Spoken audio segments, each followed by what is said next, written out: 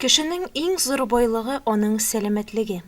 Сәламәт, нык һәм көчле булып үсәргә һәм яшәргә әлбәттә спорт ярдәм итә.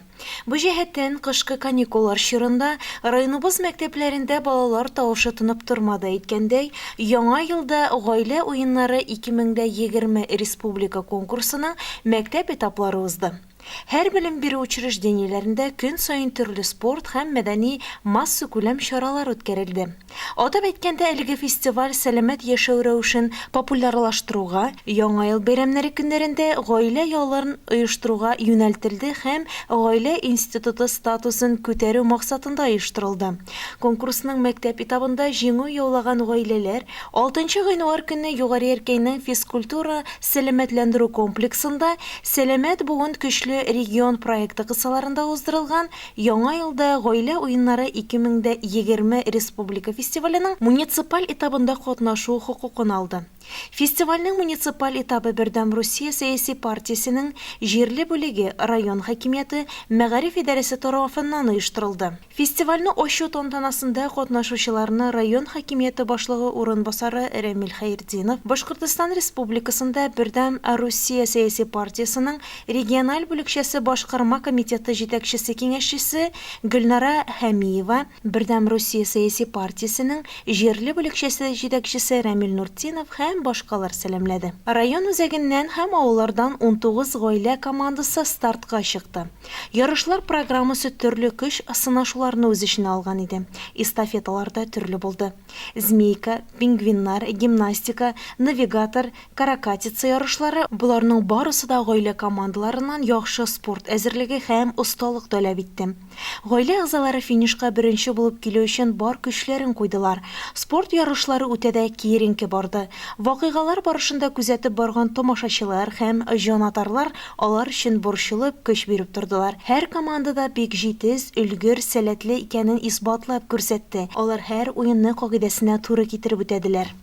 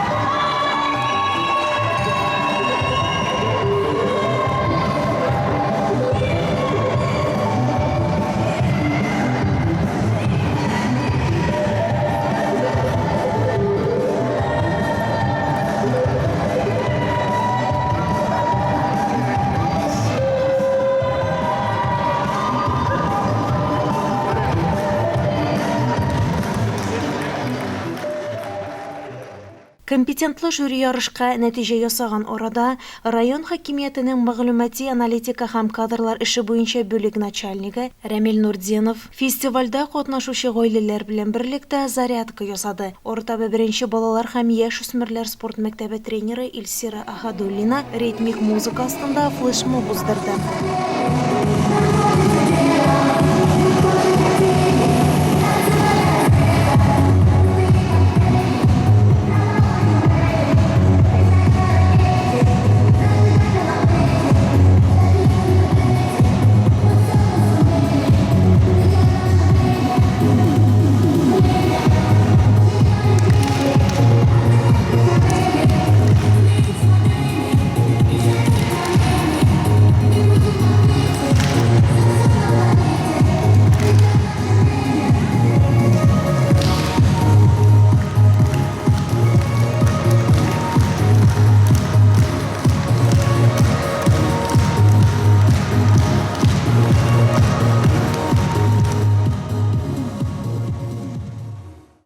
Ярыш нәтиҗәләре буенча беренче урынны Югары Яркәйнең беренче санлы гимназия вәкилләре Салиховлар гаиләсе Иршат һәм Миләүшә кызлары Сабина белән яулады. Исәммәттән Инна һәм Ринат Фараховлар уллары Аслан белән һәм Түбән Ширекүлдән Флорида һәм Айрат Валиәхметовлар кызлары Эмилия белән икенче урынны белеште. Өченче урынны Түбән Яркәйдәге лицейдан Ганиевлар гаиләсе Эльвир һәм Гөлнара кызлары Эльвина белән һәм дә Иске Күктаудан Гөлчәчәк белән Денис Бекташевлар кызлары Азалия белән яулауга иреште. Барлык гаиләләрдә почет грамоталары һәм бүләкләргә ия булды. Фестивальнең муниципаль этабы җиңүчеләре Салиховлар гаиләсе район данын республика киңлегендә яклыячак. Аларга бары тик уңышлар, югары күрсәткечләргә ирешеп, җиңүләр белән кайтуларын теләп калыйк. Луиза Шарафутдинова, Илеш телерадиокомпаниясе.